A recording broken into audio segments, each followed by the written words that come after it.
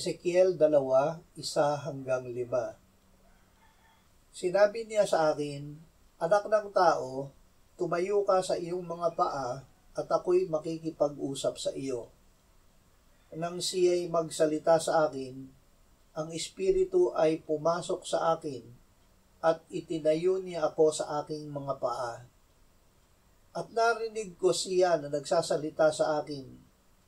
Kanyang sinabi sa akin, "Anak ng tao, isinusugo kita sa mga anak ni Israel, sa isang bansa ng mga mapaghimagsik na naghimagsik laban sa akin.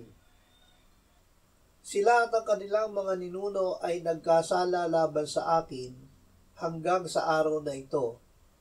Ang mga tao ay wala ring galang at matitigas ang ulo. Isinusugo kita sa kanila at sasabihin mo sa kanila, ganito ang sabi ng Panginoong Diyos. Kung pakinggan man nila o hindi, sapagkat sila'y mapaghimagsik na sambahayan, ay malalaman nila na nagkaroon ng propeta sa gitna nila." Ang solusyon ng Diyos sa paghihimagsik. Ang makasalanan ay naghihimagsik sa Diyos. Ayaw niya na makinig man lamang sa salita ng Diyos. Gayunman, hindi nagmamaliw ang Diyos sa pagbibigay ng solusyon sa paghihimagsik ang kanyang salita.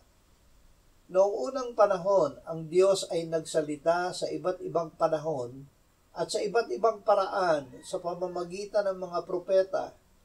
Subalit sa mga huling araw ay nagsalita siya sa pamamagitan ng kanyang anak. Ang anak ang kaningningan ng kaluwalhatian ng Diyos at tunay na larawan ng kanyang kalikasan at kanyang inaalalayan ang lahat ng mga bagay sa pamamagitan ng kapangyarihan ng kanyang salita. Matapos na linisin niya ang ating mga kasalanan, siya ay umupo sa kanan ng Diyos sa kaitaasan.